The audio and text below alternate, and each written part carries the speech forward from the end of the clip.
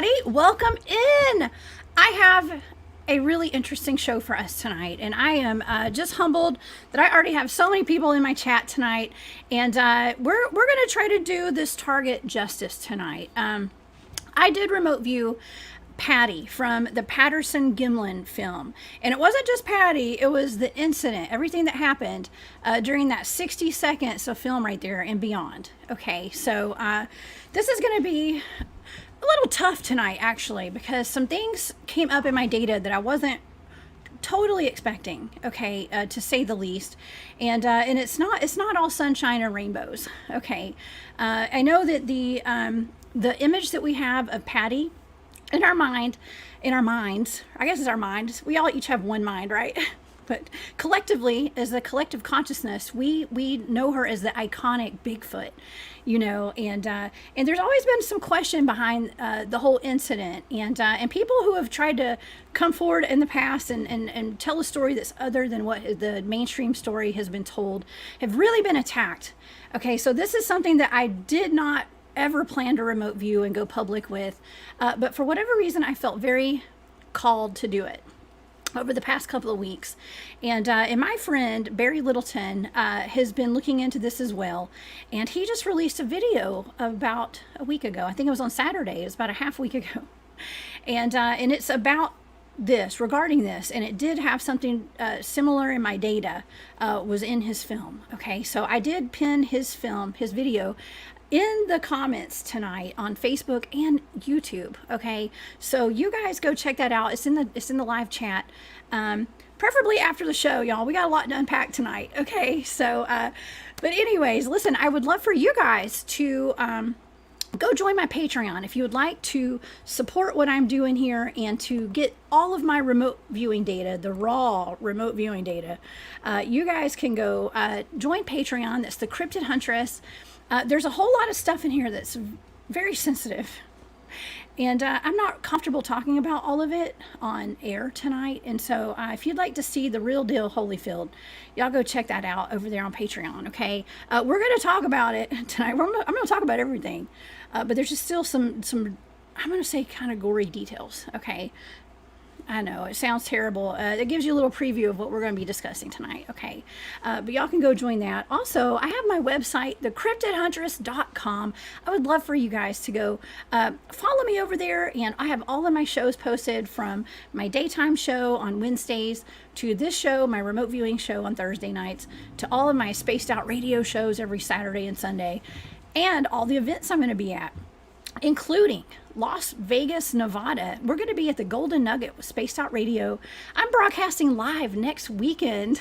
Okay, I'm not going to have my normal shows next weekend at Spaced Out. I'm only going to have a Saturday show during the afternoon, I guess, in Las Vegas live. So y'all hang out there with me next week. And then I go straight to the Journey to Truth conference over in Grafton, Illinois, with my friend Barry Littleton, who's here tonight. He's going to be there with me presenting. That's going to be a great time. Then Labor Day weekend, I have the not Bigfoot, the Dogman and Cryptid conference with Paranormal Roundtable over in Fort Worth, Texas. That's going to be a great time. And I just saw my name on another flyer. I'm going to be speaking at the North Carolina Bigfoot conference. That's next month, June 17th, I believe. So that's going to be a fun time. I'll get more details on that and post them when I get the deets. Okay. But anyways, that's about enough about me tonight. Let's get into this target. And let me introduce my guest tonight. I'm going to say co-host, because Barry's just, he's my ride or die. Okay. Barry Littleton is an amazing researcher. He has experience with everything paranormal, cryptids. He's even had a near-death experience. I think he's had more than one. Okay, and has a very unique relationship with the supernatural. Okay, and is an experiencer with ETs and all that kind of stuff, and is very passionate about his research. And so I have him here with me tonight. Please help me welcome to the show, Mr. Barry Littleton. Hey, Barry. Hey, you're muted. Hit that mute button. There we go. Hello, my friend. Hello. Hey, thank you for having me. It's a pleasure to be here. You know, I think there's nothing wrong with saying that, and I'm not one that is overly drawn for conspiracy stuff, but you know, everything possible almost has tried to stop me from being here tonight. And me too. And me yes, too. I mean, And I can't even very, use my printer tonight for some reason. I mean, and you know, and I've already been worried about the backlash that will come from this. Mm-hmm. But I mean, it's not my deal, it's not your deal, but it is what it is. The facts and the data has to be looked at. And when something comes to me like this did in threes, when spirit presents something to me in threes, which means I get just compounded by, you know, three very weird omens, I have to pay attention. And there's a wise old saying, where there's smoke, there's fire. So I'll just shut up from there. But this is just kind of some of the stuff we talk about is a real drag. And this is a drag, Jessica. It's a Well, drag. it is. Well, it wasn't meant to be, okay? And because we all know and love Patty from that film where she's walking up the wood line, to the wood line, and she looks back and does that very famous look back at the camera, and she keeps walking. Before we start, how about I forgot to read my little synopsis here of exactly what we're going to be talking about tonight. So for some of our viewing audience, some of our people listening on podcast format, let's give them a rundown real quick. Okay. By the way, hello to the audience. I'm sorry for not saying that. Hello to everybody. Hey to everybody. Yes, thank y'all for being here everybody. tonight. Thank you. Totally. Okay. So the Patterson-Gimlin film is the most iconic modern-day film evidence of Bigfoot. The footage was shot in October of 1967 in northern Washington by filmmakers Roger Patterson and Bob Gimlin, who maintained over the years that the creature they caught on video was real and authentic. The film lasted less than 60 seconds and shows a large, hairy, bipedal ape-like humanoid walking towards a tree line towards the woods. According to Patterson and Gimlin, they were the only witnesses to their brief encounter with what they claimed was a Sasquatch. Their statements agree in general, but there were a number of minor inconsistencies and disagreements in perception, and that's something to take note of, okay? And it kind of made people question a little bit, leading us to a discussion as to, was it all potentially not, or was it all they said it was? Okay. Some say that the men were able to capture the film footage of Patty because they were accompanying a group of hunters hired by a logging company. Okay. And so that's something that I can tell you from remote viewing this, I believe that they had, I think that was the case actually. I think they had accompanied some hunters. Okay, and I'm going to say that right off the bat because I want people to be aware of where this is going tonight. And if you're squeamish, or if you're yeah, I don't know. I want to warn everybody that it's my data was not pleasant. Okay, with this, and first of all, this was so iconic, Barry. This footage is the first film evidence that we know of a Sasquatch out in the open. It's very iconic, right? I mean, when we are driving down the road, there are all these cars that have Bigfoot stickers on them, and it's all in the silhouette of Patty. Okay. And all of the modern day like Bigfoot. So, sorry. Even Bigfoot jerky stuff. links and what was it messing with Sasquatch. The Hendersons. All that is based on Patterson. Right. Well, I want to go ahead and also say right off the bat, there is no question, according to my data, whether this was a hoax or real. This was a real Sasquatch. Okay. Patty was a very real. Right off the bat, I was picking up on a Sasquatch, and I actually was picking up on more human than animal. I never picked up any kind of animal characteristics or anything. It was humanoid, a human, and Sasquatch, and so that settles that according to my data. Okay, this was not a hoax. Now, when I was remote viewing this, I picked that up immediately, so I wasn't like focused on whether this was a real thing and like what are her attributes, and all that kind of stuff. I did get some of that stuff, but it took a turn immediately. I mean, immediately when I was remote viewing what we see in that video, I picked up on, this is hard to say, I picked up on gun smoke and gunfire. Okay. And I have to say, like, I just felt like this energy, like a wave, like rush over me just now. Like I got dizzy because I know this is going to be like really crazy for a lot of people to hear. But it really affected me. pretty terribly when I did this. I actually contacted you almost immediately after I remote viewed it, Barry, and I told you, you know, I just did this, and this is big. This is kind of important, and honestly, I'm not sure if I should even put this out to the public. You know, but you encouraged me to, so I am. You're muted, Barry. You're muted. Sorry, Okay. It's okay. mental on this one. Yeah. It's okay. Something I wanted to mention is that I had made this video, and it was on Patreon only. You're not one of my Patreon members, so you've not seen it. And I made this video probably about 6 weeks ago. And like I said, things come to me in 3, and then you independently wind up remote viewing this without knowing this or seeing that video I had put out. And I released it to YouTube on Saturday, like you mentioned, but before that, you didn't know about it. And it's these, they're not just coincidences. Is an excuse used by fools and liars throughout history.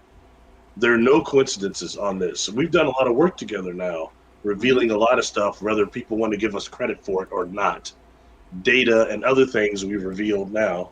But this here, it's disheartening. It's horrible. And you were really taken by it. I mean, you were in not good shape after this, and I understand. It's miserable. I mean, and I wish we could say that, hey, it's just something we just heard.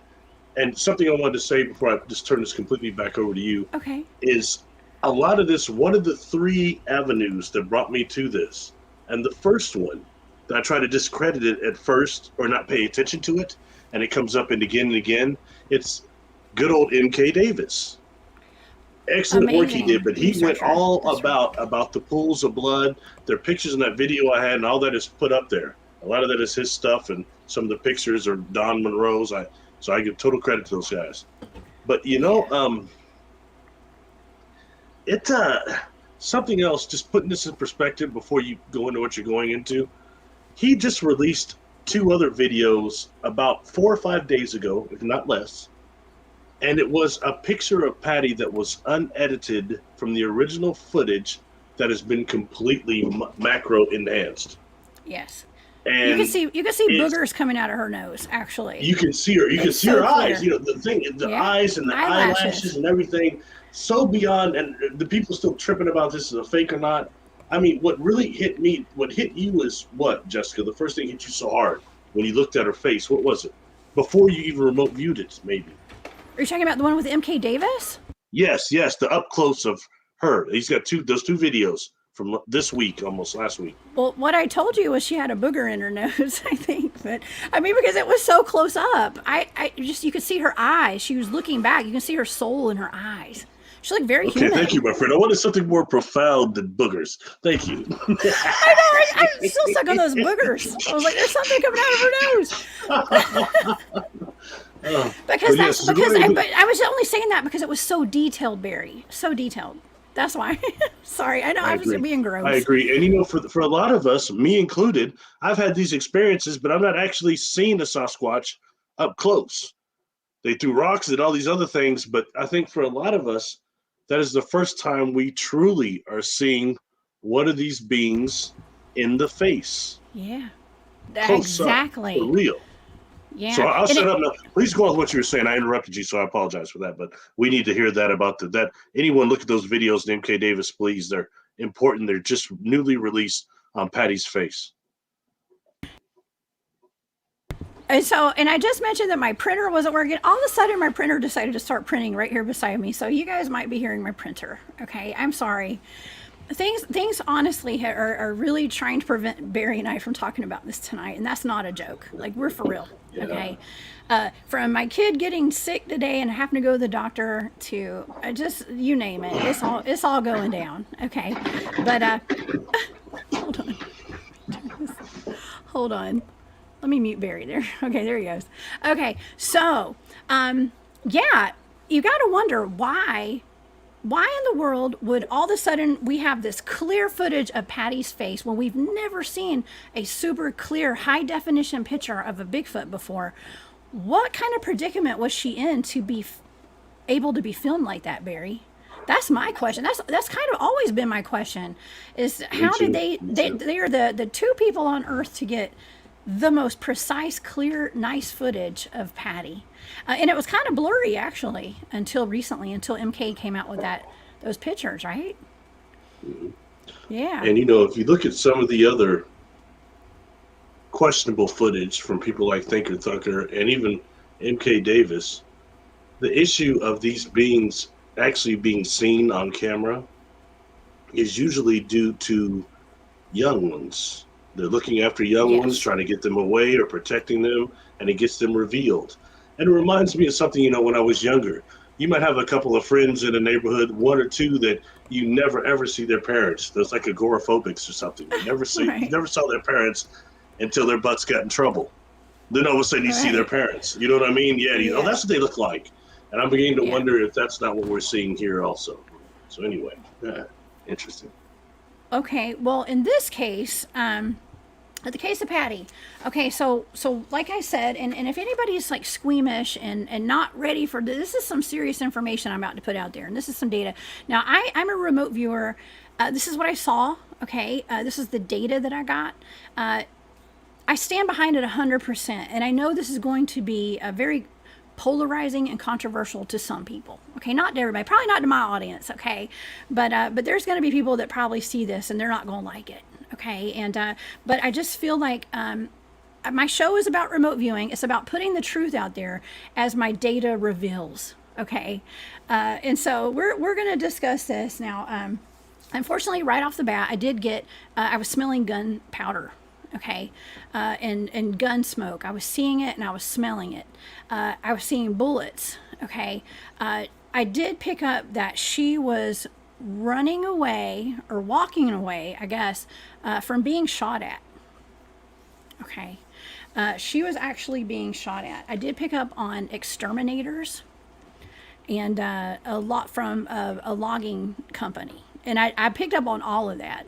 And you're muted again, Barry, I think. I don't think so. It's okay. No? Okay. Hey, I don't think so. I hope not. Hey, Okay. real quick, as you're saying that, when you look at that MK Davis close up, you can see that in her eyes. You can see it. So I'll shut up. Anyway, keep going, please. More tragedy, please. Okay. More trauma, Yeah. please. No, okay. Well, listen, we need to give her a voice, okay? If this did in fact happen, it is sad.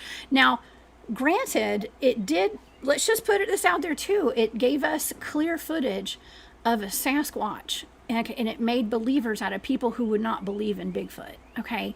And so there's I hate to say it like this, like there's a duality to this stuff, right? And that sounds terrible to say that, but it is, okay?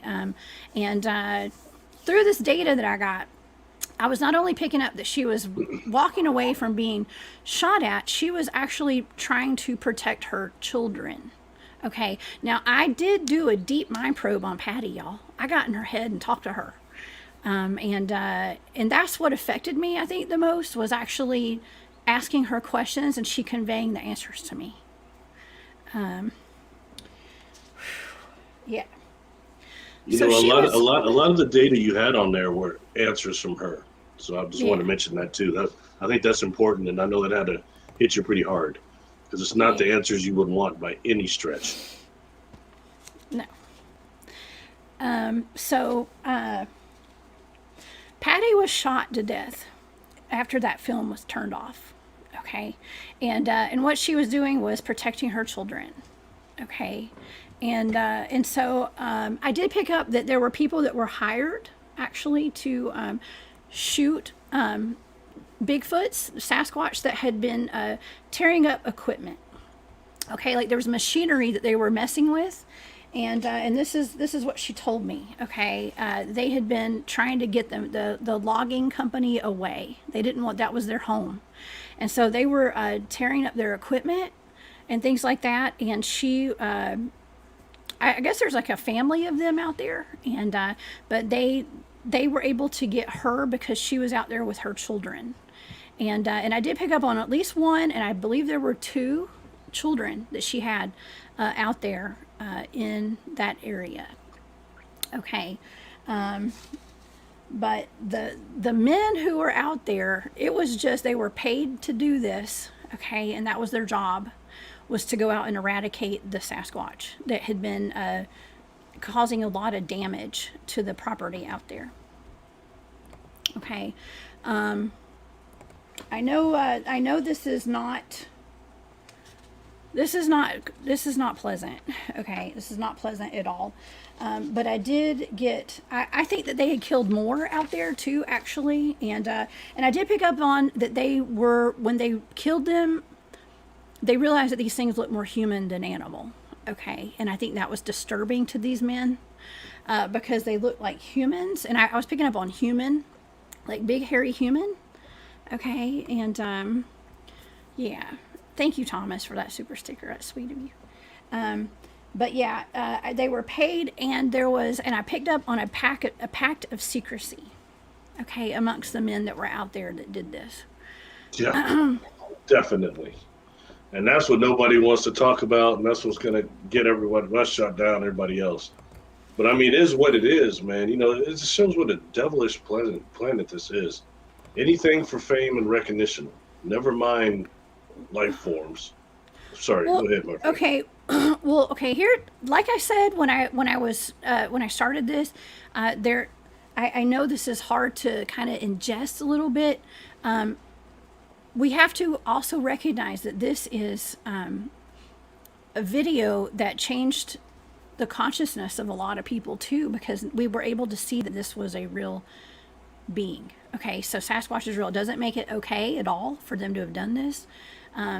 And I'm just trying to listen, y'all. I try to see the good in everything. There's not much good to this at all. There's not much good at all. There's nothing good about this, other than us being able to see a real Sasquatch. Okay, but yeah, I did get that they were paid. It was a pact of secrecy, and it was a bloody mess. There was a lot of blood, almost like a killing field out there.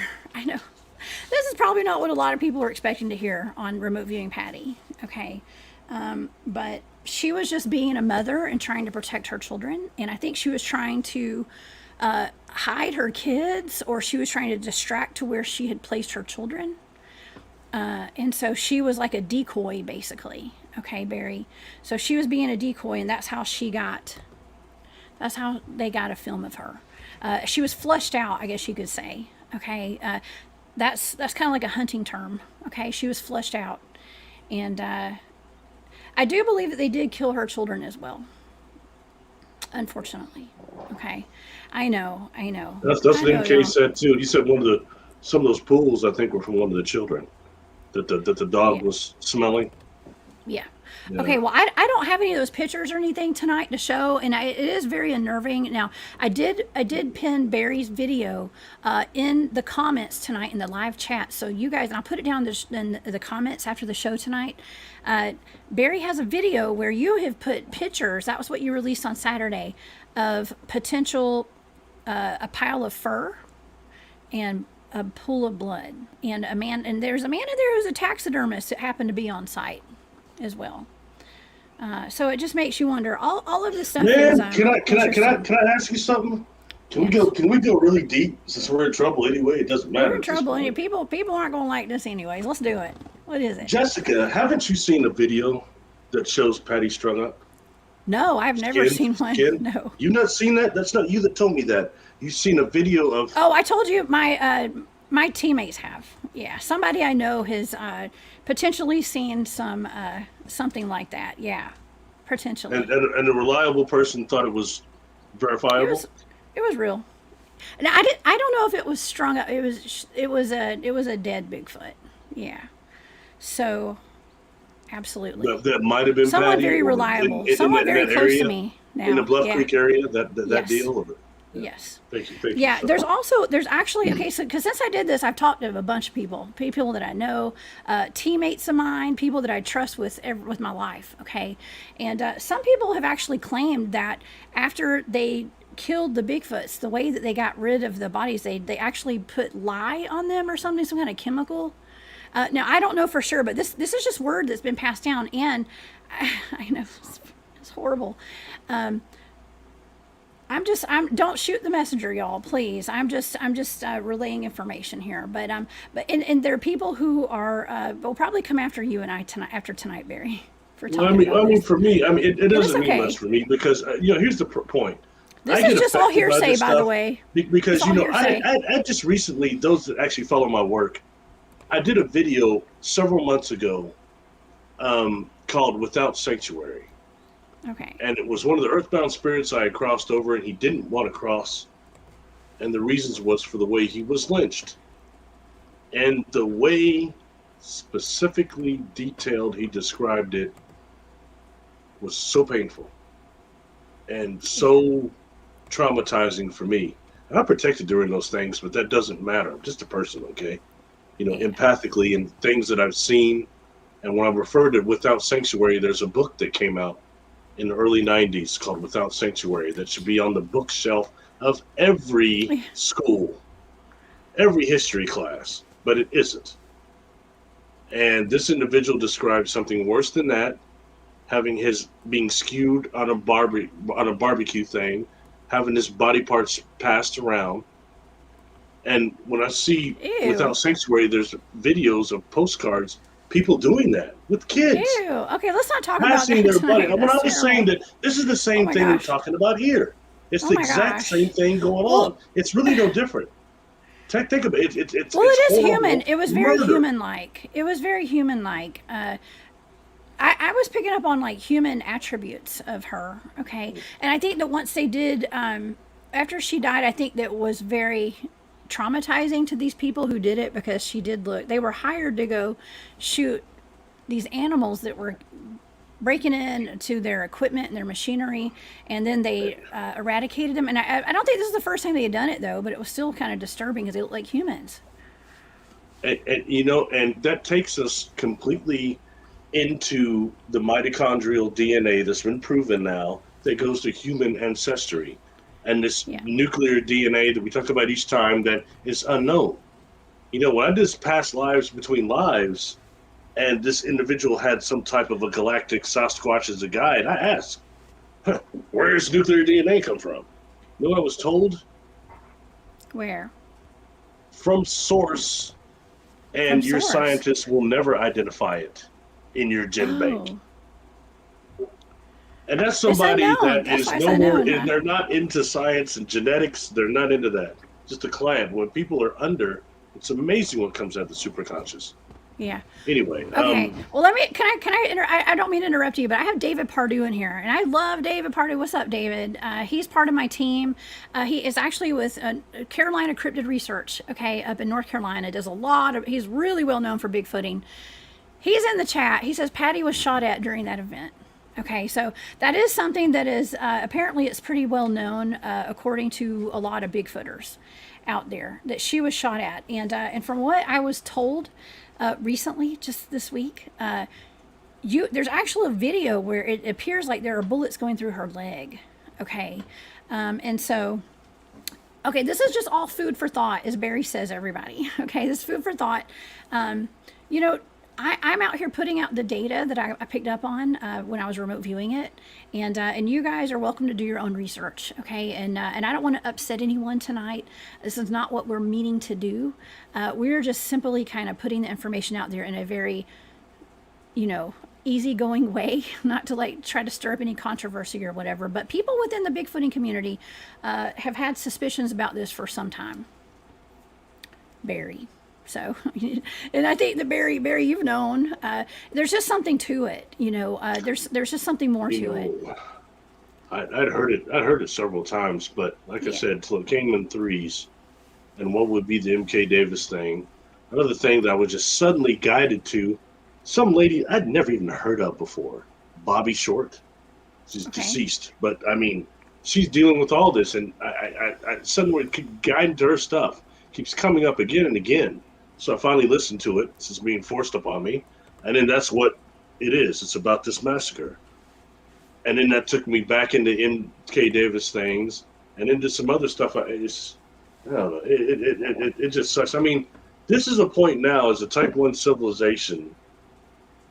They're never going to what once happened before, which is openly talk to humanity and work out some type of a barter system. We're not going to do that anymore. Humanity is dangerous as heck, man. That's why all the animals we go in the forest, animals will run from us, most of them, except for bears. They take off. They see we're the most predatorial, horrible things on this planet. Get away from people. I don't know, Barry. I'm bait for a reason. Those of us who are carnivores and eat meat, we must smell even worse. I attract weird animals out there. That's why they use me as a bait. Okay. I'm like Snow White out there for Bigfoot. But that's intent. They can like a dog and a cat, even house dogs and cats can sense intent. They can tell. That's right. But if you don't have negative intent, they're not going to be like that towards you. That's right. Well, not everybody has negative intent. Okay, a good majority of people are actually good people. I am convinced. Okay, we just see the bad people in the media and stuff. Okay, the rest of us are good. I'm going to go out on a limb and say that. Now, Ginger Turtle 43. That image of Patty where it's super clear. I'm assuming that's what you're talking about. You can find that over on MK Davis's Facebook page, I guess. I'm not sure if he's got it out publicly. It's like Green Wave 2010 or something like that. But MK Davis and the last two videos he put up this last week, I mean, they'd be like 72 hours old or so. Yeah. Now, is that on YouTube, Barry, or is that just Facebook? Yeah, YouTube. YouTube? Yeah, YouTube. Okay. So y'all go check out MK Davis on YouTube, okay, and find those pictures. He actually just had a huge poster blown up. I should have invited MK to come on the show tonight. I'd love to have him on soon. Wouldn't that be a good guy to pick his brain, right? That'd be cool. But yes, Donna, Patty was being a decoy. Donna asked, was she running and scared? I think she was just being a decoy, trying to save her kids. Okay, so yeah, I'm sure she probably was scared. I know I would be pretty scared myself, and yes. So yeah, pretty tragic. Okay, and now if you would like to hear what Patty said, I got in her head. Okay, and so what I asked Patty, I said, what happened to you? Okay, like what happened? And the first word was shot. She was shot. She was killed. They hunted her down like an animal, is what she told me. Okay, and that they had destroyed their stuff. They were trespassing, and there were clear boundaries. But I don't know if she meant they had boundaries or the loggers had boundaries, and she was trying to protect her children. She just said my children is all she told me. And so that's pretty. It was just kind of pretty basic stuff. It was just kind of cut and dry. She said that she was protecting her kids. But yeah, that was straight from me doing a mind probe on Patty, basically. So yeah, I apologize to people who were thinking I was just gonna like remote view what Patty was. I just didn't. My data didn't go there today, or when I did this. I remote viewed it last week. But the data just didn't go there. It wasn't just about her as a Sasquatch. It was about the situation that she was in that day. You know, a couple of things. I think given the situation, it brings even more validation to the Bigfoot independence footage. Remember that? With the Sasquatch picking up the kid and running and watching. Through the boulder field. And what you know about other instances that we can't unfortunately talk about Sasquatch's children being assaulted by paranormal creatures, right? That gives even more truth to that independence footage than Thinker Thunker's analysis of the face, which is pretty good too. Yeah. You know, and something else I want to throw in there, okay? Because I know we'll just run out of town and I'll be in some sort of weird haze or whatever happens with you and I. It's okay. Something that one of your viewers had mentioned that I'd heard before, and I want to add to it, about terrestrial Sasquatch. Oh, but you know what? Yeah, we know what I was told years ago, even before I met the great, say the name, Tom Powell. No, I'm just kidding. Tom Powell. Shout out to Tom Powell. Yeah, before I even met him, and he rocked my world, so to speak. I had heard about, especially in the redwood forest, how Sasquatch lived in the canopies of the trees. And when you start looking, like if you look from satellite, the canopies of some of those redwoods are enormous. It's incredible. But that they lived in the canopies, and there were certain redwood trees near that those loggers were, by where close to they were, they're the bark on them is smooth to a certain way because the Sasquatch is always using it for climbing. And there's something about the bark in this that's different. And those are the canopies, the trees and the canopies they live in a lot. And when I first met Tom Powell, and he said that, hey, they live in trees, that's what I asked him. Yeah. I said, do you mean arboreal, like in the canopies? That's right. He's like, no. So then I said something kind of dumb. I was like, do you mean like in the trunks, like they do the Gilligan's Island thing? And he's like, no. They symbiotically merge with the tree. So it took it to another level. But when we start dealing with these beings that are manifested third dimension, or whatever part of it that is the mitochondrial DNA, it's this nuclear DNA that gives them these paranormal abilities. We know this much as extraterrestrial DNA of some type, something different, all right? But the human part, when they're manifested, when they're dealing with their kids, how often do they live in canopies like that? It's food for thought. You know what I mean? We got to examine all this stuff. So, sorry, you were saying something. I'm sorry. No, you're right. Okay, so I have a friend of mine who he's in the know with a lot of this stuff, and he did mention to me, I guess it was maybe yesterday or day before yesterday, he let me know a lot of the Bigfoots in the Washington area, in the Northwest Pacific area, they are.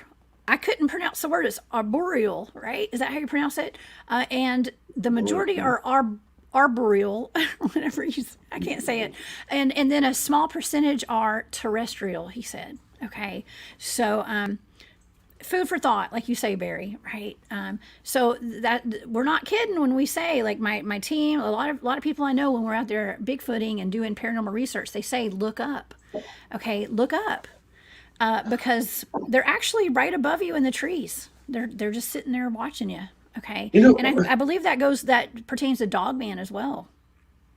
And I'm just going to throw this in here. Okay, we're not really talking about this, but I'm just going to throw it out there. Where else am I going to do it but on Jessica Jones' show? I just released another video, and it's cornier than most of my videos because I couldn't find any pictures for it because it's a weird topic. But it's something that I hear again and again when you listen to these accounts and experiences, especially from the Alaska area, about these Sasquatch swimming. Yeah, and I keep hearing the that. same, there's certain criteria I keep hearing again and again, that they're seen swimming underwater, coming up without using their arms, swimming on top of water without using their arms, but they stay mostly under. And there's only certain, that's why I had you remote view that target of the, oh Lord, Kanushka? The Kushtaka. Sorry. Yeah, that was a cool because one. that's the otter man, and it was seen in Alaska and other places, but it's always in the water. But it's a different creature. So when I gave you those targets, I want to know if you saw the otter man or if you saw Sasquatch.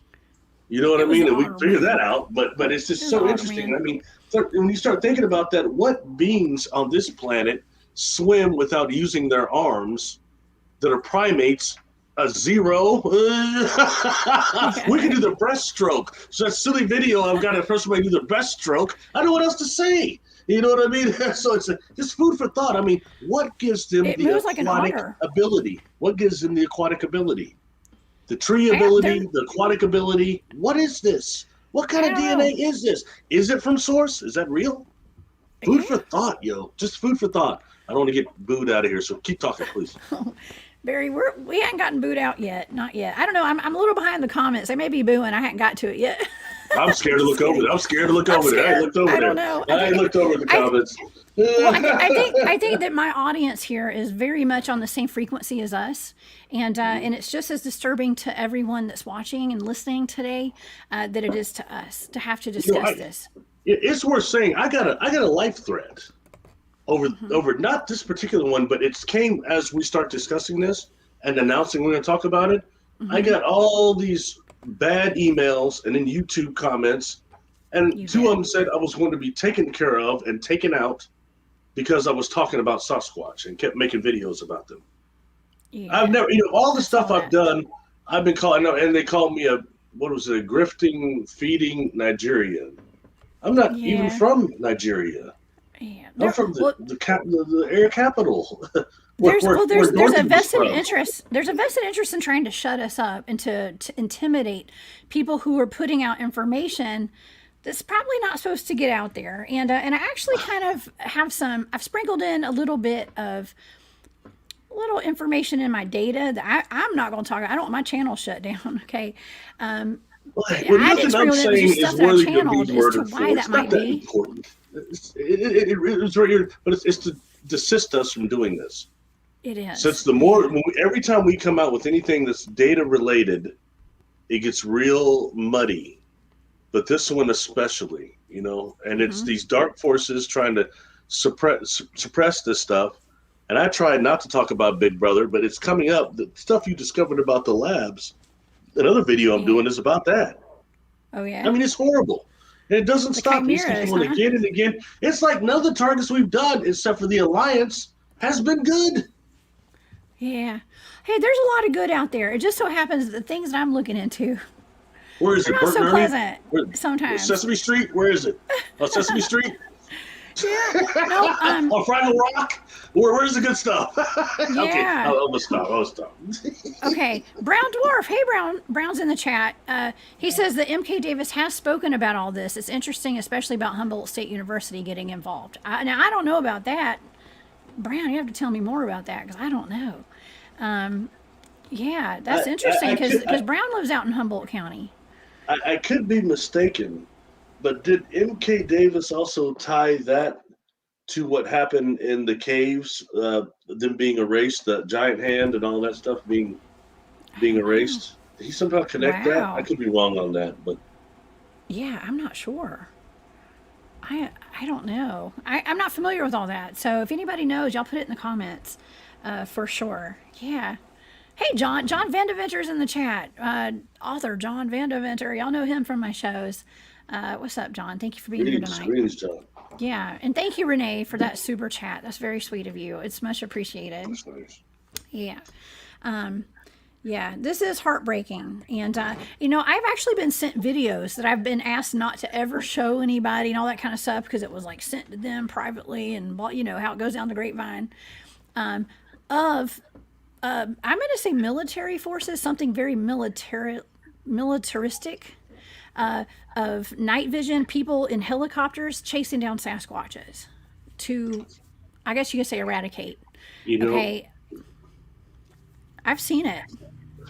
That's another video I've done. I haven't even released it on Patreon yet, but it's over Sasquatch in the military. And when I first started hearing reports of military taking them out, it was coming from those like backdoor growers in California, marijuana growers. Okay. And you had several institutes that Sasquatch is getting caught in the traps they were putting out there that even law enforcement couldn't invade. And there's several stories I heard coming out from these whistleblowers concerning that. And then that goes all the way into the stuff we've heard about the chlorophyll in the blood and all these things, and the last whistleblower I listened to, he was bad accent.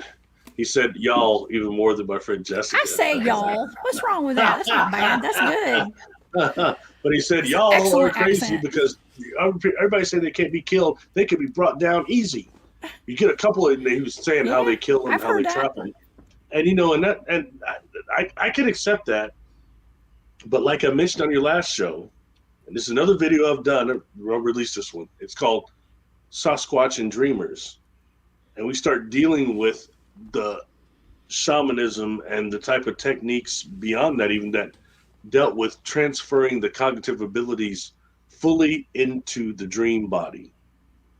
And we're dealing, no matter how we want to look at them, past the animal part, there is a part of them that's absolutely keen at perception.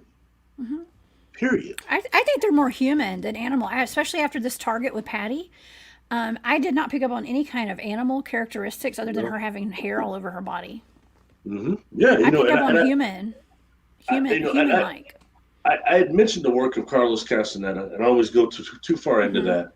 But when you get through all his series, And even the women that wrote in behind him, that were supposed to be a part of his warriors party, it's all about transferring your cognitive abilities and full conscious awareness to the dream body and developing the energy dream body. Okay. And that's what it's all about. And that is something that goes back to when we were a type 1 civilization, which these individuals were a part of.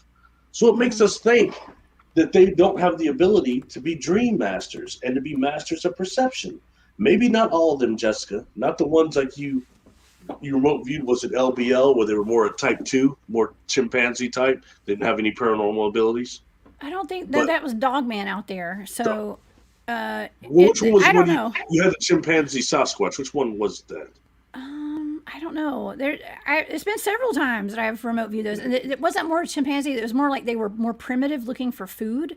They weren't mind melding and things like that. Mind speaking. It was more. Yeah. Cat tells. Thank you for that super sticker. That's very sweet of you. But like in your data, you had specifically written down no paranormal abilities.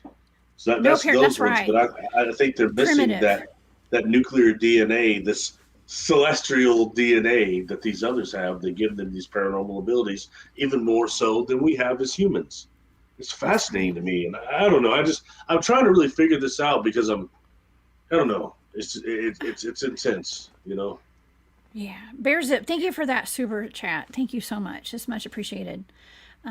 There's such a wide range of Bigfoots, and let me show. Like, I do have I think I have my list of the different types of Bigfoots here that I can pull up. We have type 1, type 2, type 3, and type 4. Type 2 is a chimpanzee. That's type 2 is a chimpanzee one without the paranormal abilities. Very aggressive, they say too, and more territorial than any of the others. Yeah. Yeah. And I don't pick up on like type 1, type 2, but I do pick up when I do remote view Bigfoots on what they look like. Okay. And so I have to kind of categorize them as to what I think they are as far as the types go. So, which one do you see the most, Jessica? Well, it depends. Cause listen, I've been doing remote viewing targets on more like Dogman stuff lately. So, and Gugway as well. So that would be like type 3, I guess. Those are like the ones that look like Dogman or a lot more dangerous. And most I think they're all dangerous. When you remote view Gugwee, they've all looked more like a type 3, and none maybe a little bit type 4, caveman like. No, type 4 would be like a wild man. Okay, that would be like when I remote viewed Paul Bunyan. The person that Paul Bunyan was, I say person, that Paul Bunyan's character was based off of. It was actually a wild man, type 4 Sasquatch. Yeah. Mm-hmm. So they say, come on in here, do some hard labor for us, man. Come on in. Yeah. Your Sasquatch will come in and do some hard labor. Yeah. Right. And bring your ox. Right. But when we look at this, we're going to be the best logging company in the area. And mitochondrial DNA, especially on type 4, and we start reading things like these spiritual scripts that talk about the Nephilim and what they were. I mean, we're seeing DNA evidence of something similar right now. It's fascinating how this is not getting in the mainstream. How much? I guess it can be suppressed forever, but God. Yeah. Mike from Long Island Bigfoot's in the chat tonight. Hey, Mike. Thank you. I appreciate that super sticker. You're so sweet. I feel like I felt called to do this. Okay. And so that's why, we're putting this out there tonight. Okay. And I never wanted to really look into this too much because I always felt like there was something going on with this, the whole Patty thing. And I certainly was never planning on talking about it publicly. That's something that was I knew it was going to cause some controversy and it'd be quite sad for a lot of people. So, but yeah, let's, I thank you for that. Thank you very much. So yeah, like I said, we're just kind of putting it out there for everybody. And Lisa, yeah, I did pick up on more than one Bigfoot out there. It wasn't just Patty; she had children out there. I picked up on at least one. I think there were 2 children out there as well, and I think there were a lot more, but they were probably hiding down the way somewhere. But they had been tearing up the equipment apparently. Okay. Well, they were doing a real number on it, as I was understood that they were taking even disassembling the big crane part of the dozers and throwing them like down in ditches and stuff. And I mean, the amount of strength for that, you could do nothing but marvel, you know? Yeah, it was an interesting. Yeah, you're correct. Absolutely. Yeah. Now, as far as well, this is a great question actually. Brown dwarf Bob Gimlin is still alive. Why not get him on a show? I think I'd love to. I would love to talk to him. I know he's a great guy. Um, I do, but I also, but I I'm just listening, man. Can't help but laugh. What do you think he'll say? Oh, yeah, hey, that's what went on. he's not going to say that. No, it's his story. He's sticking to it. Okay. And I'm not saying that he's lying or anything. I'm just saying, this was my data. I am not here to accuse anyone of anything. I mean, if I were to interview him, it would more be like, let's hear your story. Do you know what I'm saying? It wouldn't be like, ooh, I'm going to get you because I remote viewed it, because I'm a remote viewer and a lot of people don't go by remote viewing data, and so, but it would be interesting to have a conversation with him. Absolutely. I would love that. He's one of the most iconic Bigfoot people with Bigfoot evidence in history. So, absolutely. I think he would be a great guest if he would come on. So, I wonder what Ron Moorhead thinks about all this. Yeah, that's a good question. You know what? I can ask him when I go to He's the an Dogman icon. conference. Ron Moorhead is an icon. Yeah, I've had him on my show before. It's Spaced Out Radio. So, I'd like to meet him one day. That'd be cool. yeah, yeah. Well, okay. So, Steve, there's no way. People say like that Patty video. It could not be recreated in a costume from that time period. Of a man with all the muscle movement and things like that. It would be really, really difficult and very expensive. And quite honestly, it'd just be kind of silly to be trying to make something like that from back then to be so elaborate of a hoax. In that video, Patty has what's called a non-predatus, predatus, where it's the knees go together and the way she actually moves. It cannot be reproduced by a person. Okay. They tried on Monster Quest. And for the record, Homo naledi that was found in the caves of California, in those tar pits, they've had anthropologists that have reconstructed how they walked, animated. And if you look at that, I did a video about this too. It walks just like Patty. It's unreal. The way Patty's knees invert, same thing. It's the same thing. So the Homo naledi, I'm not saying that was Sasquatch, but it's one branch of this fossil record that has some connection. Okay, you did a video on that. I remember you doing a video on that, and you put some things on Facebook on that. So, everybody go check out his YouTube channel for that. And Susie B, thank you for that super chat. Thank you so much. You are much appreciated. You're a great moderator really cool. Too. She's really cool. I appreciate you. Yeah. She makes nice comments on Facebook too. She does. And Robbie, yes, I would dare someone to come after me too. I would. And Barry. Yes. I got the armor of God on tonight, and I have other ways to protect myself and Barry as well. So thank you, Robbie. You're so silly.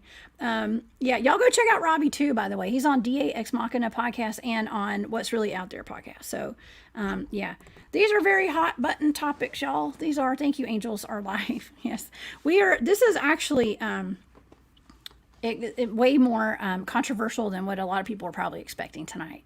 It's, yes.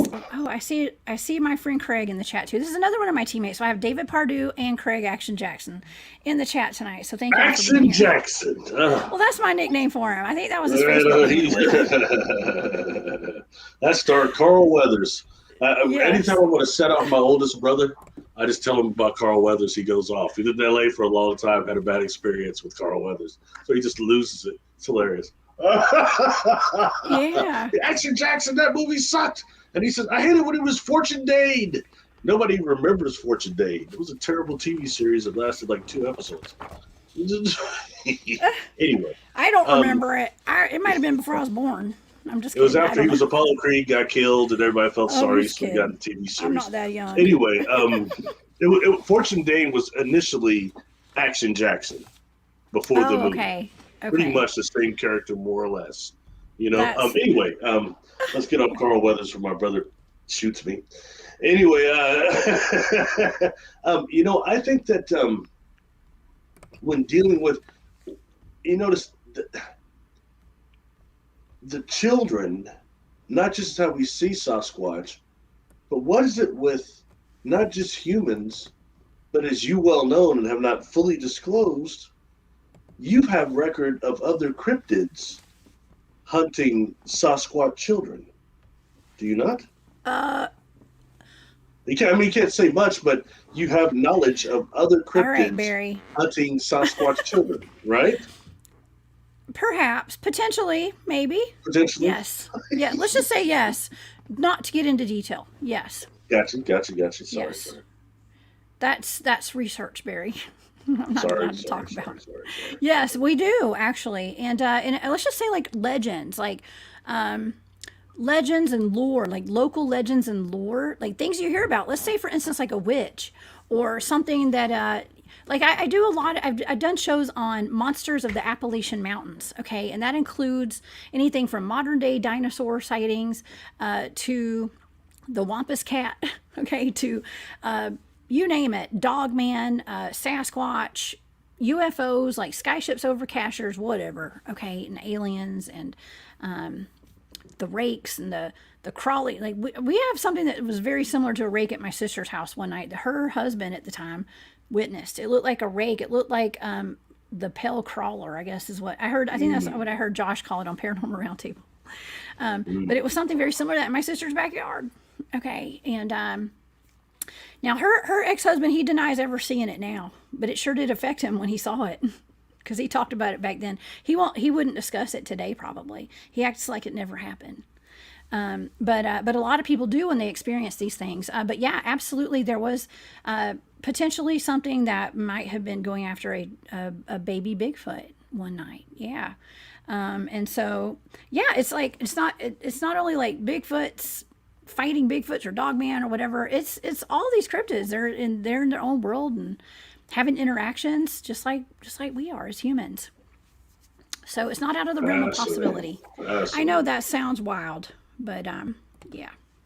But it's what it is, because when we say things, oh, they're from another dimension. I've said it before.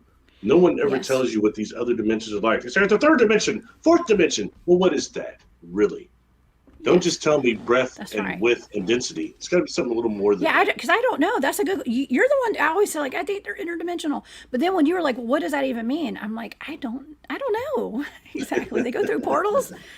I have no clue. Hey, yeah, Area 51. What's up, bud? Yeah. So he was asking, do you think that the Bigfoot population was displaced because of logging? Absolutely. Yes. Yeah. Yes. I've read stories that were Native American origin that spoke of them actually being displaced once the colonizers came over here with gunpowder. That's when they started retreating back to higher mountain places Wow. and stopped Interesting. trading with even the Native American tribes. So Yeah. sorry, you were saying sorry to interrupt, but No. I've heard that before. Yeah. That was some of the first bit of data that I got was I smelt gunpowder. Okay, so yeah, she was retreating from all that gunpowder. That's interesting you say that. Hey, Nana Boss, what's up? Thank you for being here tonight. Yes, everybody, please hit that like button and share this out if you can. I know, to be like I said, this is very controversial tonight, and it's going to be an eye opener, and there's going to be a whole lot of people that are going to be questioning this show tonight, and that's okay. We're putting this out there, and just think about it. It's food for thought. Food for thought. I've said that 3 times tonight. That's the 3rd time I've said food for thought. It's just food for thought tonight, Barry. Right. So Is that all it is? is that what it is? No. I just sit here. So I quit talking a while ago. It is what it is. But I mean, it's just Green. it really. I find it disturbing how much harder this is going to make for us ever to really become a type 1 civilization. To do that, we need them. Period. It's the way it was before. It's not like that now. It's never going to be like that again. I mean, we need to learn how to care for this planet. And those are the people that are the species that can tell us. They're obviously made to do that. On what I think on the galactical state or range, not just Earth. You know, I did a video called Sasquatch and the Sporanja. And that's a term that comes from the Uranta book. That what they describe is a type of a being that is physical, that is designed specifically to maintain celestial spheres, especially quote unquote architectural spheres. And the way they describe the Sporanja, they don't say how they look, but some of their abilities sound quite a bit like what Sasquatch can do. Wow. Then again, food for thought only. Food for thought. Yeah, you know, I actually just found my Urantia book. I have that. That thing's only about this thick. Okay, it's like the biggest, thickest book ever. I've never read the whole thing. I know you've read the whole thing at least once. Probably, couple times. Probably 3 times. Before I got out of high school. One part of it's kind of boring. Really? But you know, when it comes to celestial organization and also mortal death and the angelics, that book is really heavy. And even to the point where it talks about the first that came here, when it talks about Adam and Eve, okay, that book calls them not the first man or woman. It calls them the material sons and God, material son and daughter dispatched from a planet that orbits galactic center, and they go to a planet and they get trained, and they're biological uplifters. That's the word that book uses. Okay? Wow. And I've done a video over Göbekli Tepe and the Uranta book. And they talk about how when Adam and Eve came here, they had to be trained before they could take jurisdiction of the planet.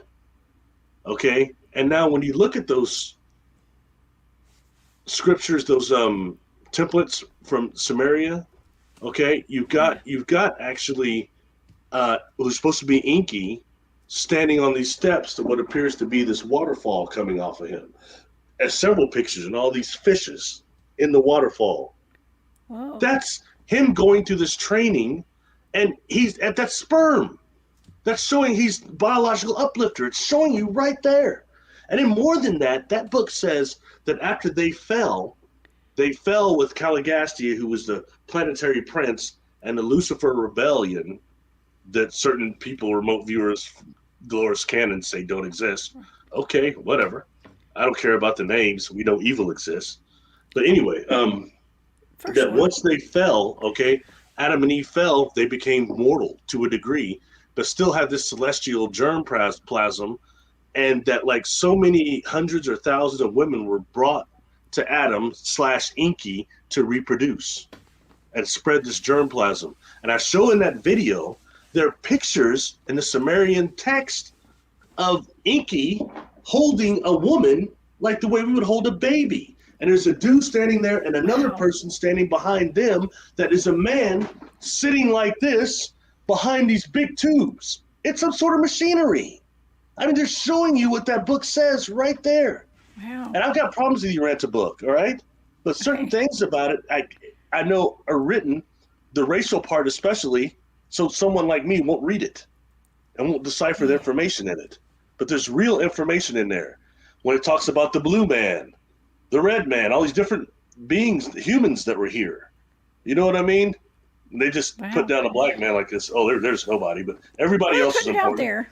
Well, you know what I mean? But seriously, so anybody that has a problem with that book like I do, try to do what I do and take your personal bias and put it aside and actually listen to what they're saying and try to see if you can match any of it up. They'll even tell you in that book what species it is with the Adamic plasm that went to the Göbekli Tepe. Wow. And they talk about things like these beings with this celestial germplasm riding these huge birds for travel called fandors. Like and when you look at Göbekli, fandors, Fandors, and they say they no longer exist on Earth. But when you look at Göbekli Tepe, you've got something called Earthaman, who looks like he worked with a Star Trek. But anyway, and you've got something else that shows it looks like a being, these two beings riding these birds, but they're beheaded. The heads have been scratched off. But they're these beings riding these huge birds. That's exactly what they're talking about in that book. Interesting. So, yeah, the Fandors. And for you and I, we would say, since we're cryptid geeks, we'd say there was some type of pterosaur. But who knows? Pterosaur, yeah. Oh, I've reviewed pterosaurs too, modern day pterosaurs, and there's a bunch of them out there. Now, Barry, we do have an excellent question. The Duchess of Wisdom, she's asking, did she cross over from the frequency field that protected her? She must have. Now, I did not pick up on that in my data. That's not a part of my data tonight, but I would assume she did. What do you think, Barry? I mean, that term, does she mean when she manifested? I think when they manifest, they're vulnerable as any of us would be in the third dimension in that way, or we could even say when they come out of the dream body and return to just the physical body, right awareness, they're not impervious like they were before. And then it's probably more like, it'd be hard to take down like it would be a big animal. But before that, I think that's when they're in the dream body that doesn't conform to physical parameters like this body, is when you see them being impervious to weaponry more. To being shot. Okay, and Sovereign Cosmic Wildman, hey, thank you for being here. He says, I heard female Sasquatches will manifest longer in our realm when it comes to their kids. So potentially, that could have been a factor as well with what happened with Patty. Sounds logical to me. Yeah. Hey, Krista's in here. Thank you, Krista, with Blondes and Booze. Okay. Oh, okay. And we have another. So the Duchess is saying, because it moves through a frequency field, how was it injured or shot at? So, and I think you answered that. So yeah, I'm so behind on these comments, y'all. There's so many people in here tonight. Thank y'all so much for all your comments. Brown Dwarf says, if they're supernatural beings, I don't think they would be killed like that, in my opinion. I don't think she was. They're not fully supernatural though. That's the whole thing about being manifested beings and unmanifested. When they're manifested, they do these things. They eat, they leave scat, they do all these things. They would be not impervious to bullets anymore. And the same goes what I've been talking about. The dreamers described, the novel Toltec dreamers described by Carlos Castaneda and others, when they talk about these dream masters and the dream gates and how these individuals transfer all their cognitive ability into the dream body. For me, I'm what they call a stalker, a gatherer.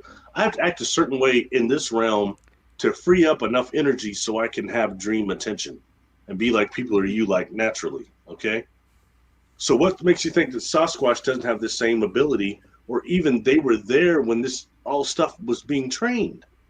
You know what I mean? And being taught to the lineages that are not just Native American, Black, all around the globe.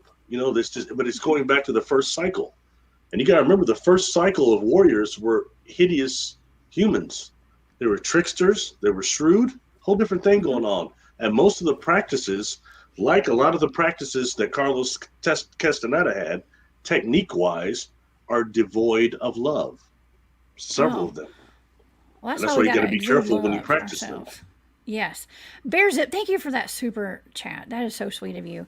And by the way, I wasn't disagreeing with him, but we got to, I think, take that into scope of actually what it is to be manifested and unmanifested, to be in the dream body and the physical body, and how they're going to be different. When they're in the physical body, they're going to be not impervious to everything. Yeah. And so far, I can't really describe any other way to describe these beings. And when I talked about that, and them being these dreamers, I just find it fascinating when you start looking at like Dixie Cryptid and them, the people that have these stories about they come up on these Sasquatch and they knocked out, crashed out, asleep. And when you're that aware of dangerous people, why in the world would you ever go up in a barn, get some grub, and then just crash out? It's not, we know the human are going to probably come in there. There's something else going on. They're probably sleeping in their dream body. And that's where their physical bodies, they're vulnerable at that point. With Castaneda, a lot of times Don Juan and Hanero would show up and he would say they had this huge shine in their eyes. And then all of a sudden, an arrow will start doing stuff like this and jumping around and defying gravity. And then Castaneda would have a bowel movement, and they laugh at him. Okay, Oh, but okay. point being, they weren't in there. They're showing up, shining light like that.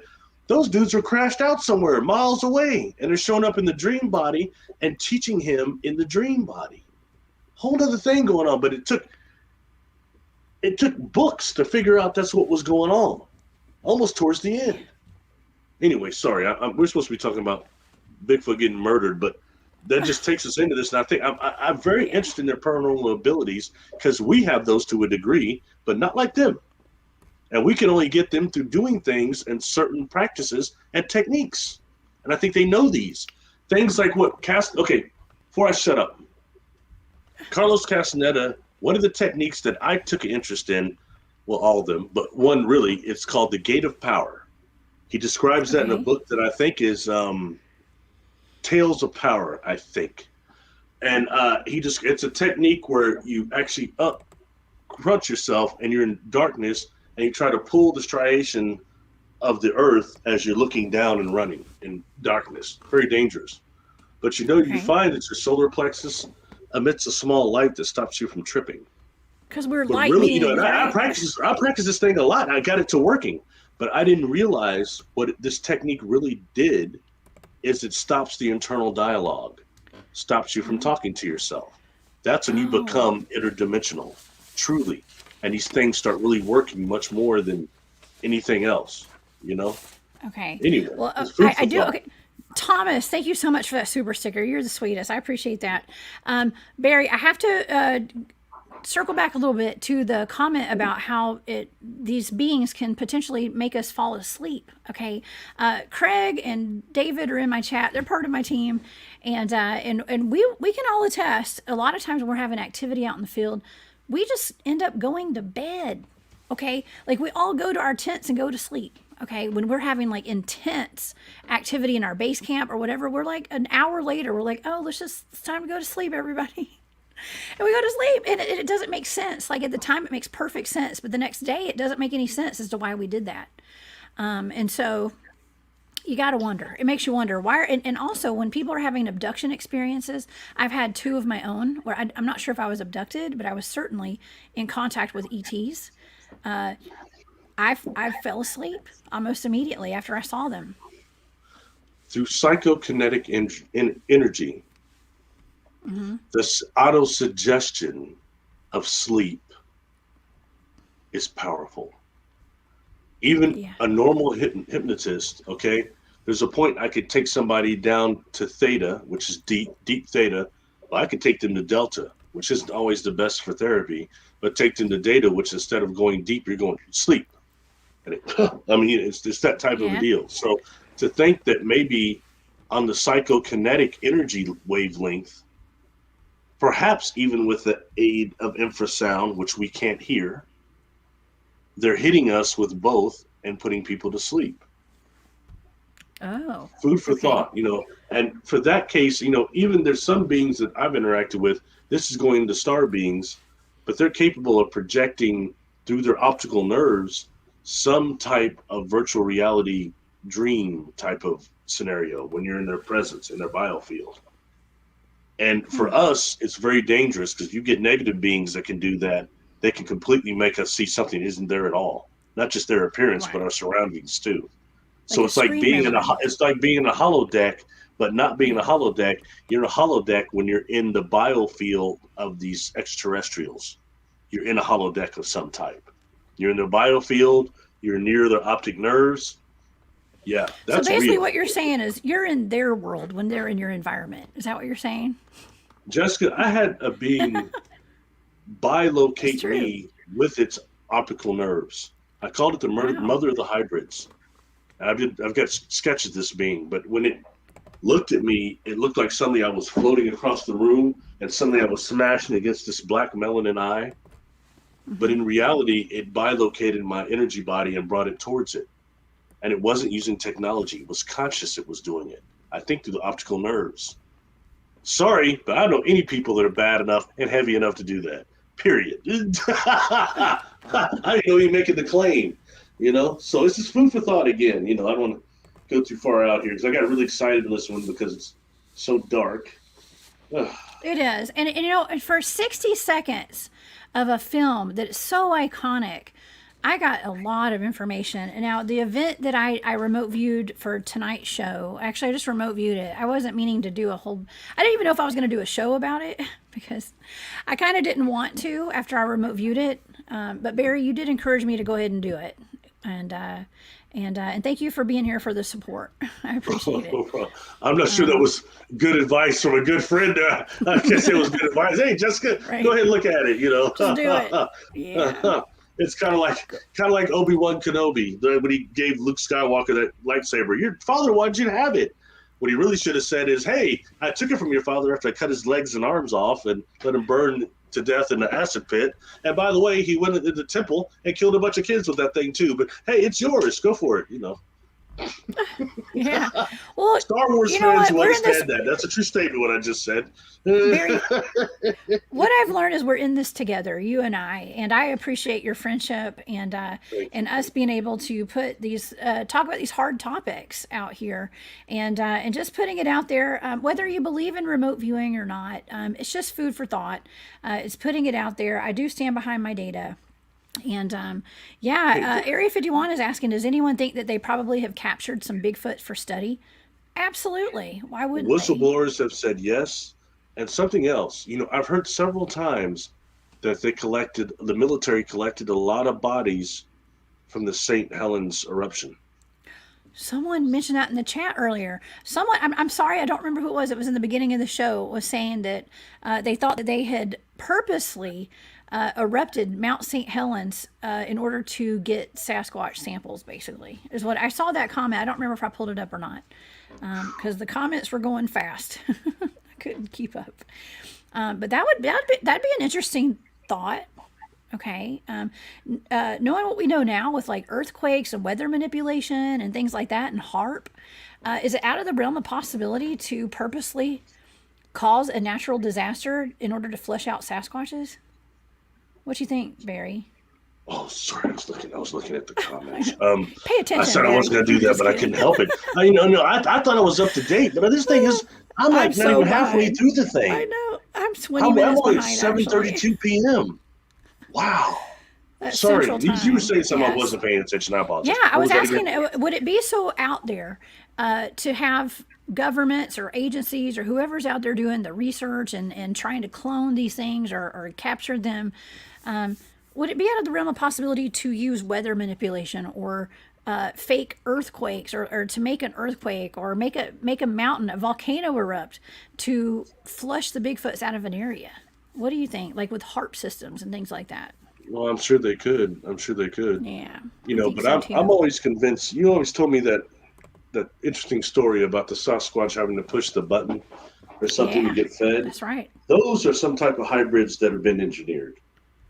You know what I mean? That's not, and I don't think by extraterrestrials either. Okay. Yeah. But yeah, that. Huh. I think they've got it. I think they've got it. Yeah. I think they've got it. I think that's what they're hiding. Well, according to my giant Kandahar remote viewing data, the military went after a giant for a sample. Okay, for possibly for cloning purposes. And good Lord, that comes up in almost every show I do now is like cloning, like taking samples of cryptids for cloning purposes to make chimeras and to do all this crazy stuff. And if you think about it, that's what's always went on, Jessica. That's what they're showing in the Bible. The Bible talks about it a lot. Okay. I'm not a religious guy. Look, but nonetheless, they talk about what we call chimeras. Chimeras, that's right. Sorry, I'm going to say that word right. Even the beast that comes out of the depths, either that's a submarine or it's a chimera. It might be a submarine, though. Chimera, Chimera, yeah. Just try abomination. That's the easier term. Yeah, well, I don't go looking for this information. It's in the data, okay, and in the data, it speaks for itself. I mean, Barry, you give me these blind targets. I don't know what they are. I'm given coordinates. A lot of these targets, I just have numbers, and I get all this data, and it's hard to argue with that. When I just have numbers and I'm coming out with a boatload of information that has everything to do with these targets, and I don't know what they are. Okay, when you give them to me, so we have really knocked the ball out of the park on a lot of these things, like from star systems to the Kushtaka, you know, Yeah, I mean, the Otter Man to all sorts of stuff. that one, no, that was a heavy one. The dwarf planets, the bases, the trans-Neptunian objects. When you started describing scalar frequency and ticking bomb and all that stuff, I knew exactly what it was. I was like, whoa. I mean, that's heavy because that was not part of the target that wasn't the target itself, but in the large scale of it, it is a part of it. And, you know, for me, for these beings to say, hey, and okay, real quick, and I'll shut up. We deal with these lives between lives regressions I've done. All like, I don't know, maybe 20 of them, of those specific ones I've done now, 25. Always the client has the choice where they go. And that special modality. So it's never been once as one client said to me, oh, and like these 30 people said, oh, I have to go here. I have to do that. Or I'm being forced here or there. It's not, it's a choice. So this scalar frequency we're talking about interrupts our natural progression of evolution spiritually. And that's what causes this place to be a partial prison planet, you know? And I think, and I mentioned before, when you die and you come out of this body, it's like when you wake up from a 10-hour sleep. You're very groggy for like a minute. When you hit that alarm, you're just, oh, for a minute, and you shake it off and go about your day. When we first come out of the body, it's a lot of shock involved. And that shock can cause us to run from the light and do all sorts of stuff. So, wow. Yeah. Listen, how many times have I've woken up in the mornings and I was just gasping for air. It's almost like something, my astral body like crashed back into my 3D body. And I'm just like, and looking back on, I didn't know what it was. I thought I was having a weird dream, but I think I was, I just needed to get back. I needed to get back home. For you, the dream body's going out.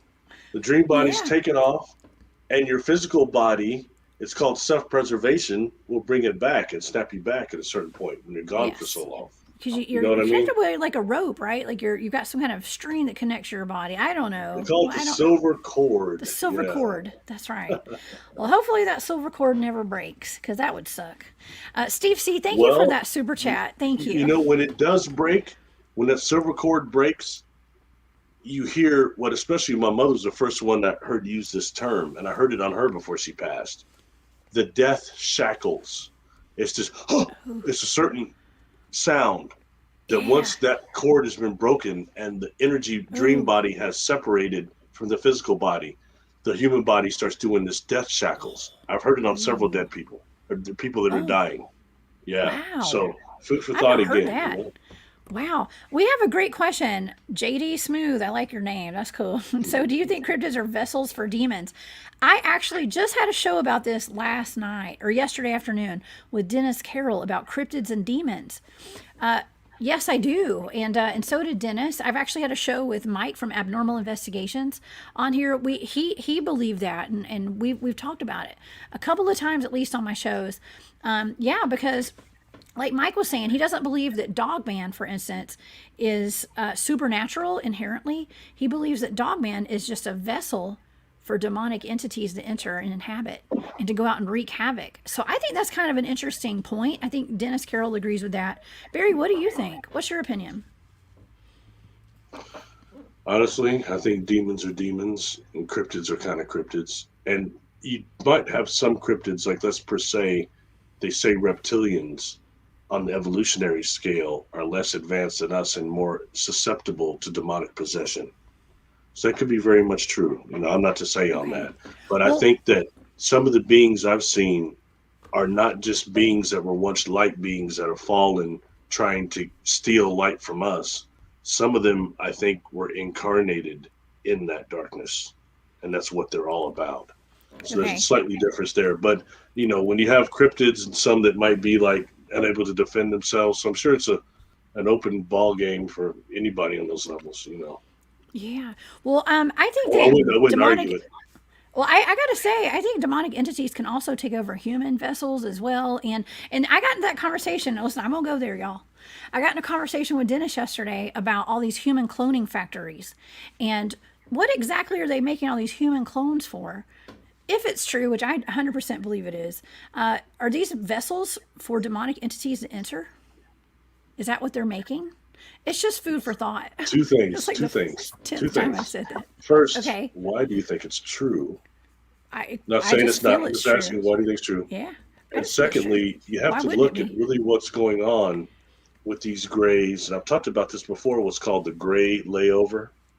Okay, and you've got a host of beings that exist as thought forms. Even the Okay. beings I've dealt with, when you start Yeah, going that's right. galaxies out, they're thought forms. And then when you get here, they start having an accretion of physical bodies and things like that. But when you deal with beings that are lower vibrational and they're thought forms, they need bodies. And the best way to come down here and interact down here is through clone bodies. You can use the place that the mantids call the place of translation, and that's Ooh, where there's the light and mantids. the tube technology, where they actually can attract souls to that to light, so attract them there and trap them in one of these bodies, okay, or allow their brethren to incarnate through these bodies and walk around down here with us and be indistinguishable, hanging out the Pentagon. You know, what is Oh, it? you had to go there. Well, Pentagon, huh? what is it? Oh, what is it? What is it? When we go to our new conference here, I want to miss somebody's to communicate with. What is it? What is it? Greg Thol. Well, what's the name? What's the guy? Was that not Dembski? What is the name of that guy? The Valiant Val- Thor. Is Valiant Thor going to be in Grafton, Illinois? I want to go to lunch. I don't know. Maybe. Hey, we can channel. We can Oh, channel any of these beings. I think yeah, so. ready. I want to hang out with Yeah. Valiant Thor. Yeah, the one Yeah. melanin dominant people he decides to communicate with. Let's go for it.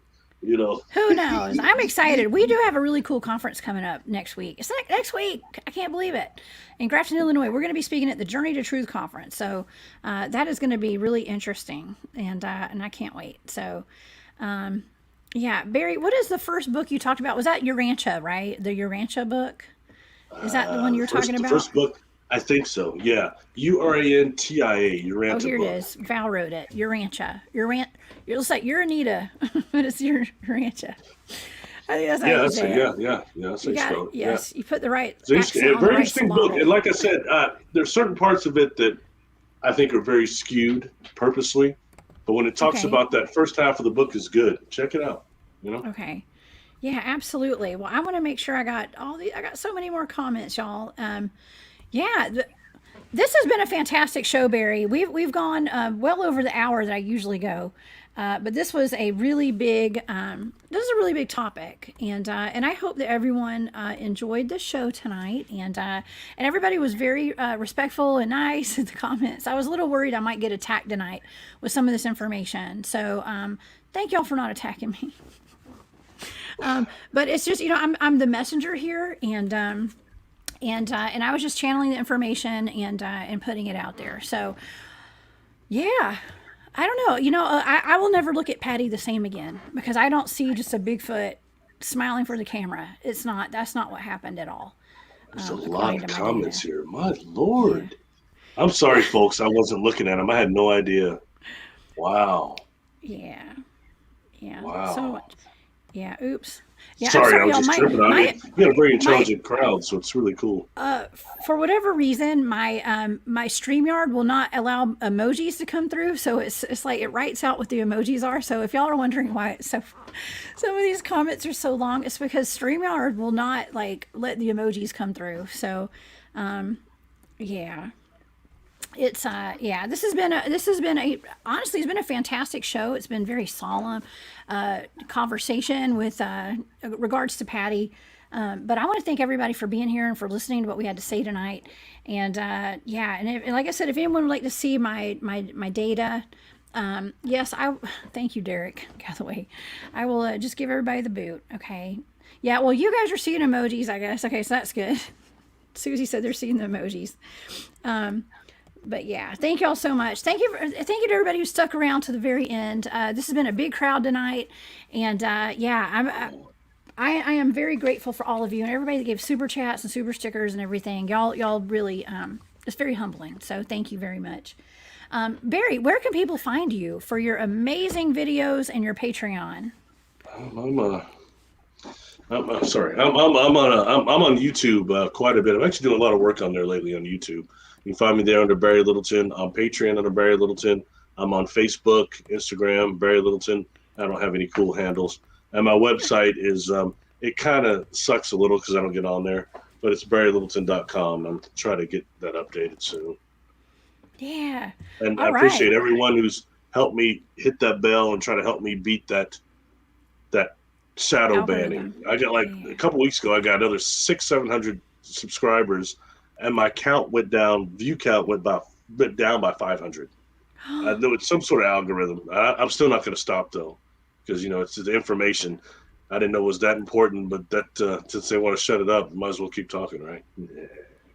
That's right. Yeah, we're gonna keep pushing the envelope. Y'all know me and Barry, and that's why everybody tuned in tonight, because we're gonna push the envelope and we're gonna put the information out there. Now, take it or leave it. It's okay. We're not forcing anybody to believe what we're talking about, but we're just putting the information out there and having a conversation, okay, about it. And I just did see a comment before we go tonight. I did see. I think it was Philip asked, was Patty hiding her baby when they filmed that? I do believe she was. Yeah, she was. Yeah, go ahead, Barry. One of the pictures on my YouTube channel, and MK had pointed out, he thinks that it's one of the kids up in the trees hiding. He points it out. He thinks one of them's already hiding. So yeah, it's probably all the two. She's probably even trying to hide them before they got there, I'd imagine. Okay, and I also would like to point out that there's a lot more detail to Patty than meets the eye. My cousin Jesse Duke, okay, he is an artist. I think his Instagram handle is Holler Moon. Okay, he's the one who's made the big Sasquatch in front of Expedition Bigfoot in Georgia. I don't know if that's Inky. I don't know which one that is, but it's a muscadine Bigfoot out in front of the museum in Cherry Lodge, Georgia. And he did a bunch of their signs and banners and stuff with Bigfoots on them. Jesse has been recreating, I think he's been actually working with MK perhaps, on a detailed bust of Patty. And they have noticed that they believe she has a braid in her hair. So her hair is braided. There's MK Davis has shown that. Yeah, and it looks like she has a satchel, like a bag draped around her arm, like a cross bag, like over her shoulder and to the side. Yeah. And speculation, according to my cousin, he believes there might have been a baby in that bag. Okay, now I didn't pick up on that in my data. That's all MK Davis videos. He's done videos and described all that. It tripped me out because I know something of braids, and he was describing and showing a braid. How certain things we think that might be a lump in the back up here, that lump is actually a braid of hair. Yeah, pretty interesting, And once again, taking away from that they're any type of ape.